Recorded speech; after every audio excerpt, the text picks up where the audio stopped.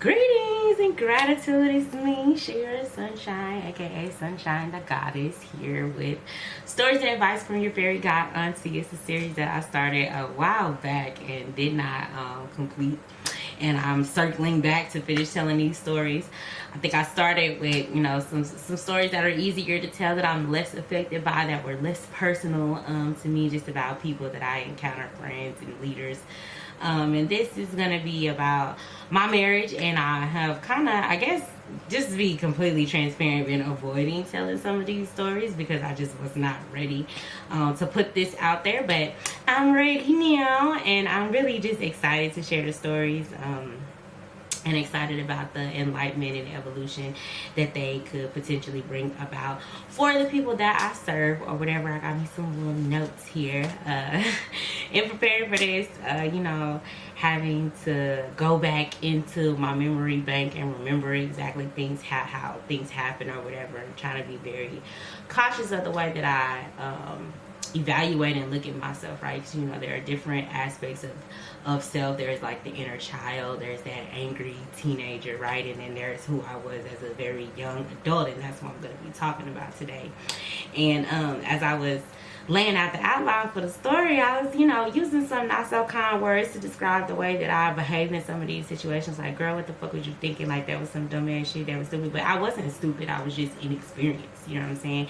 And I did not have anybody to really expose me to their experiences and to, like, put me on game, man, and help me understand what it is that I should be looking for in a relationship, what red flags look like, what I should be requiring from my partner, and how I know if there is something in disarray. And so, you know what they say, you become the person that you needed. And so that's why I'm here telling my stories. It's not to trash my ex or anything like that. And anybody who know me know I'm not on that energy anyway. I take full accountability for all of my experiences and everything that I went through in my life. I feel like I contracted to come to this earth to have these experiences so that I would be able to distribute healing energy and be able to evolve my own soul and to participate in the evolution of the souls of the people that are connected to me, my spouse included. So it's never like no bashing situation. I mean, but things happen the way that they happen. If people didn't want me to talk about what happened, then they shouldn't do what they did. You know what I'm saying? And it just kind of is what it is. The same, energy that I'm always on, just putting that out there. But I'm going to be telling you all a story about who I was in my early 20s. At this point, I had to be like at 20 years old. I don't think I had made 21 just yet. I was pregnant with the last of my 4 children, and my husband and I were just having a really hard time learning how to get along and co-parent with one another. I had some very toxic ways and patterns. My mouth was out of fucking control, and his dick was out of control. Like, he just really couldn't keep in his pants. So between the two of us and the areas where we lacked control and we were reflecting that back to one another, shit got out of control. I'll just put it that way. But this particular story, I know, like, the caption has to be alarming, right? Knife fights. We didn't really get into no knife fight, but somebody did get cut.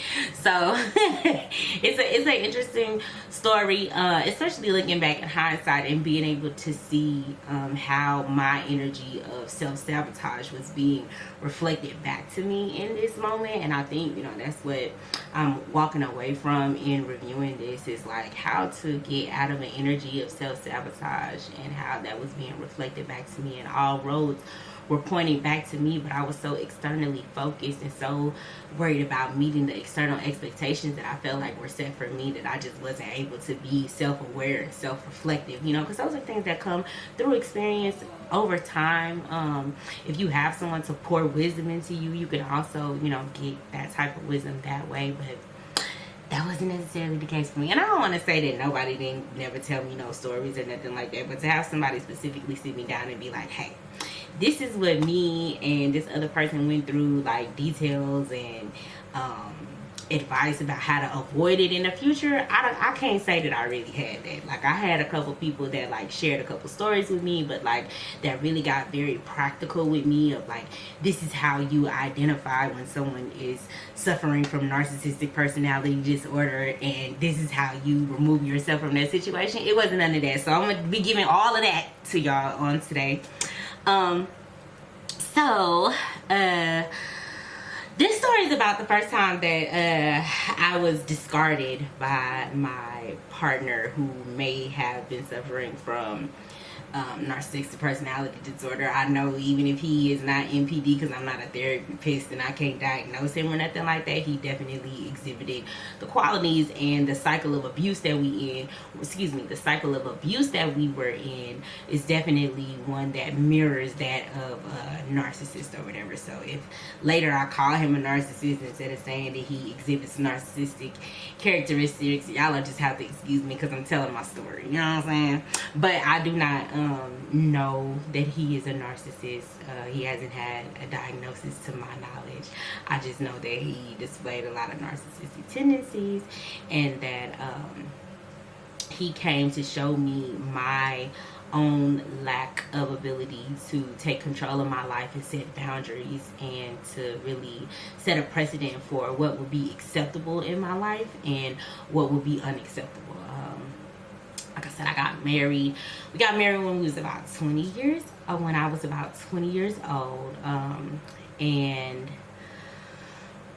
here I am, before, we even get through a year of marriage, I'm pregnant again, a second time. The first time that I was pregnant, we got married, and then here I am pregnant again for this, my husband. He said he wanted another baby, and it was like now or never for me, because this is my fourth child, you know what I'm saying? So we was gonna do it, we need to hurry up and do it. And then I got my tube side afterwards, because I was done. Like that was enough for me. 4 kids before 21, yeah, wrap that shit up. So long story long, because I'm gonna make this a long story, because it's a long story. My husband was at work one night, and he had left his cell phone at home, okay? And I, was resisting the temptation to go through his phone, because I'm like 8 months pregnant. You know what I'm saying? Like, I don't want no drama. I don't want no problems. I'm not gonna go through this man's phone. Whatever he doing, I'll deal with it later. Like, your intuition is going off, and something that ain't right or whatever. But I just wasn't in the mood to go digging for no shit. But his phone was there or whatever. But of course, when spirit wants you to know something, and something is supposed to be brought to your attention, it's gonna be brought to your attention, you know what I'm saying? And I don't know if it was like some Capricorn energy, like some resistance coming through. I should go try to figure out what date it was and see what was going on astrologically that day. But secrets were being revealed. So long story short, his coworker is blowing him up the whole time. I'm like, if he at work, why is his coworker blowing him up? But she calling. So I just finally answered the phone thinking, okay, this is somebody from his job. Let me make sure that he's not able to get some information that he needs for his job, and they know that he don't have his phone. I picked up the phone. I was like, Greta, she's like, who is this? I was like, now that ain't how you answer the phone when you work with somebody. Like off rip, the vibes is off, okay? So I was like, this is his wife. His wife, yes, this is his wife. He left his phone at home. Is it, something that you need him to know while he's at work or whatever? And she basically was like, I didn't know he had a wife, and she gets to spilling the beans, whatever. So fast forward to that morning when he get home, because he and I generally, the entire marriage, work opposite of one another, and I think that's one of the main reasons why we was able to stay together for as long as we did, because the majority of the time we wasn't even with one another. Like, we was just working and trying to survive, definitely in survival mode. So he gets home from work that rising over there, and of course I confront him about the situation, and his response is like, I'm not taking, basically no accountability for this. He's like, I don't want to deal with this shit, I just gotta work. He's like, and basically started threatening to leave and go back to his hometown or whatever, to Houston. And I was like, okay, my nigga, you can leave, but what you're not gonna do is take my motherfucking car. Like, you only got one car and you're not gonna leave me out here 8 months pregnant. Mind you, I'm still going to work every single day. You know what I'm saying? I'm still working a full-time job every single day, so you're not gonna, you know, leave me stranded where I'm not gonna be able to move around or whatever. So I marches my ass into the kitchen and I slit my own tire to prevent him from leaving in my vehicle. So I done slit the tire, my job is done. I'm walking back in from the garage to the kitchen, and he's coming from the stairwell, and he see me coming with a knife. He's triggered, you know what I'm saying? I, you know, at the time have no point of reference to know that he has previously gotten into it with women and they have tried to harm him with knives. You know, I don't know this history about him, okay? But so he sees me with the knife and he makes the assumption that I'm trying to attack him with the knife, and so he's triggered and he starts trying to wrestle the knife from me, and so now I'm triggered, like, what you trying to do?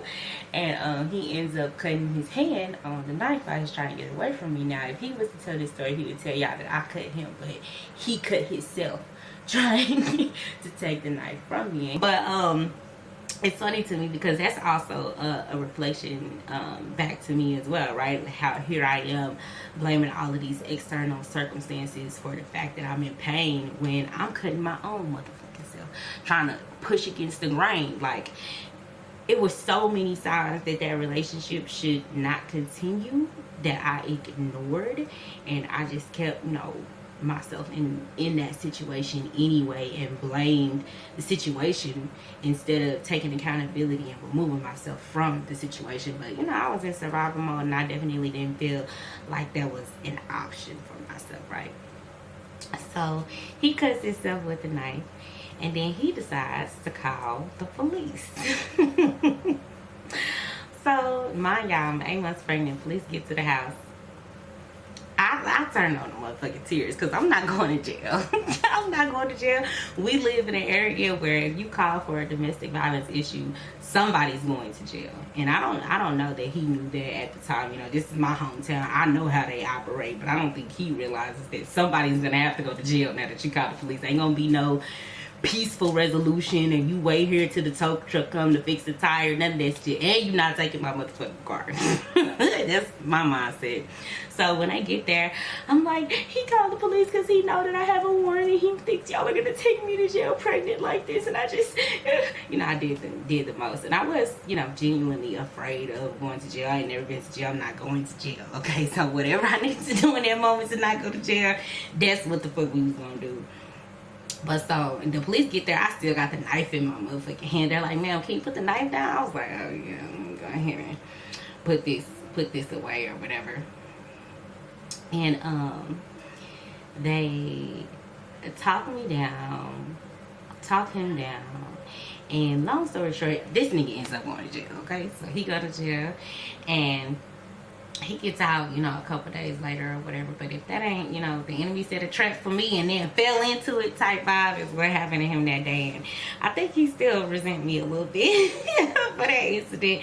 I mean, because, you know, in hindsight, like, I was responsible for the way that shit went down. Like, that's very, like, immature in me to go and get the knife or whatever. And my father did promise to teach me afterwards how to disconnect the battery so that nobody could move my car if I didn't want my car moved, instead of having to go and slit the tire. But in that moment, that was all that I could, you know, things to do or whatever. So he ended up going to jail because he had a warrant in Fort Worth, and I don't even think he knew that he had a warrant in another city. But I told them that I had one right up so they wouldn't run my name, and they ended up running his instead, and he went to jail. So that's just how the cookie crumbles. You can't call the police on your pregnant wife and don't think nothing gonna happen when the reason that she upset is because you was a cheater and a liar. You know, that was his karma, and trust and believe that I got mine as well, because even after that situation, I did not leave him. I did not break up with him. He got back out of jail and came right back to where I was at, and we got right back off in the cycle. And it's the next time that I found out that he was cheating or whatever, I took him on a little ride. Oh, so fucking reckless. I don't know, you know, if it was just my desire to make my marriage work, because I had been raised in the church, and it's like, once you get married, that's it. That's it. That's all.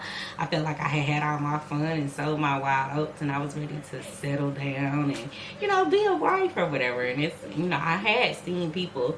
One thing I did know about other people's relationships is they was getting cheated on, and that was just a normal thing to me, to have a partner who wasn't faithful and who lied about it, and the drama and all that stuff. I just felt like that was a normal part of marriage based on what I seen around me, because none of them niggas that was around me wasn't being faithful to their wife.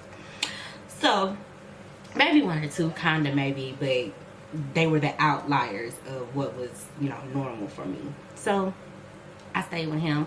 That had to be about like 2011 or whatever, and we ended up staying together till about the end of 2014. Like I said, the next time I found out he was cheating, I took him on a little ride, and that time he got his ass on a bus and did actually move back to his hometown. But I ended up following him, you know what I'm saying? Because at that point I was 4 kids deep, and I was very afraid and concerned about like how I was going to be able to survive with all of those children and no man to help me. Like, I didn't have those last 2 children with the expectation that I would be raising them without his assistance, and he wasn't getting off the hook that easy. Like, nah, nigga, you gotta be pregnant, you finna help me take care of these kids. That's what I was on. So I'm going to tell more about, the relationship between us and how it progressed when we ended up moving to Houston, and what my life was like there, and how I ended up coming back, and some of the later stories that I'm planning to tell. But I just wanted to take, some time to give like some reflection and, some advice. Like, at the moment where I feel like the only way for me to get control over the trajectory of my life was to split my tire, like that should have been a wake-up call for me. When I'm having to damage myself or my property in order to maintain my control in a relationship, like, something is off, something is wrong. Like, why wouldn't he respect the fact that there was, technically my car, and he don't have the right to take my car, but he probably would have had I not done that, you know what I'm saying? And that's not cool. That's technically, like financial abuse. So if you're in a situation where someone is threatening to take away your vehicle or your money, or put you in a situation where you can't move around or do the things that you would normally do due to not having transportation and finance, that's abuse.